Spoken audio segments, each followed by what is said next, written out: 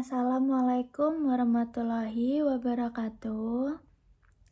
Nama saya Zilaisi Kahaya, NIM 2019 10 11 03 11 310. Di sini saya akan menjelaskan tentang putusan.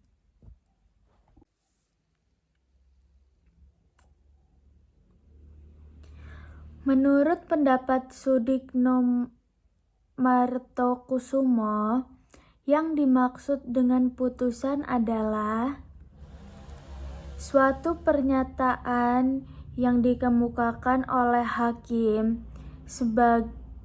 sebagai pejabat negara yang diberi wewenang untuk itu. Diucapkan di persidangan dan bertujuan untuk mengakhiri atau menyelesaikan suatu perkara atau masalah antar pihak. Bukan hanya diucapkan saja yang disebut putusan, melainkan juga pernyataan yang dituangkan dalam bentuk tertulis dan kemudian diucapkan oleh hakim di persidangan.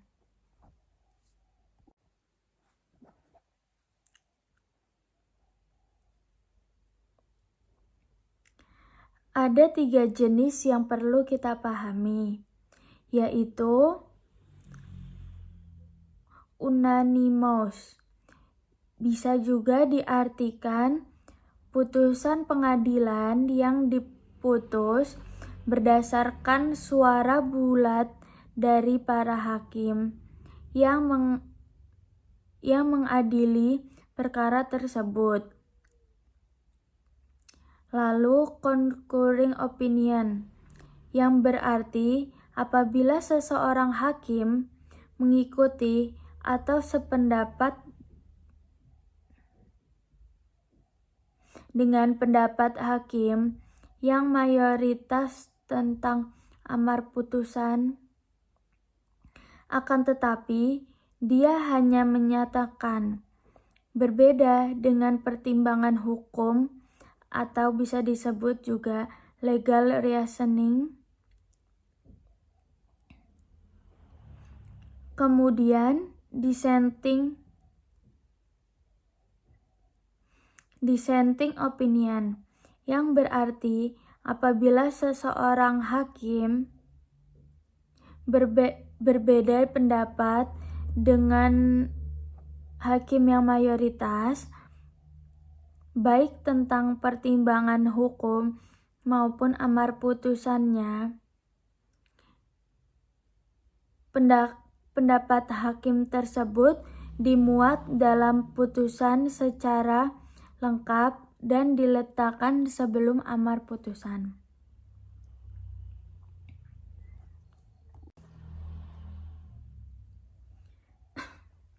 Bukan hanya yang diucap saja yang disebut putusan, melainkan juga pernyataan yang dituangkan dalam bentuk tertulis dan kemudian diucapkan oleh hakim pada saat persidangan. Sebuah konsep putusan tertulis tidak mempunyai kekuatan sebagai putusan sebelum diucapkan di persidangan oleh hakim.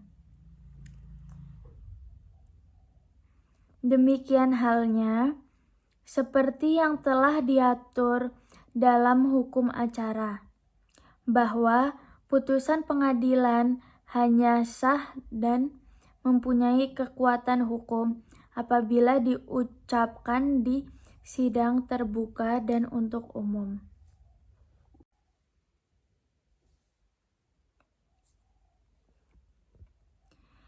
Dilihat dari sifatnya. Yang pertama, putusan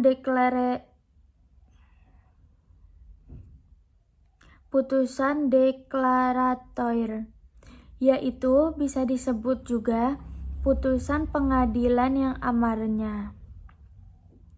Yang kedua, menyatakan suatu keadaan di mana keadaan tersebut dinyatakan sah. Yang ketiga, menurut hukum. Yang keempat, putusan konstitutif, yaitu putusan yang bersifat menghentikan.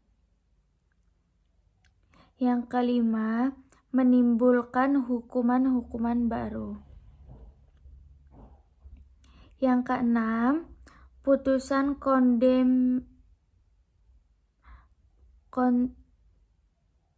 kondemnatoir, yaitu putusan yang bersifat menghukum pihak. Yang ketujuh, yang kalah untuk memenuhi suatu prestasi yang ditetapkan oleh hukum. Sekian dari saya. Wassalamualaikum warahmatullahi wabarakatuh.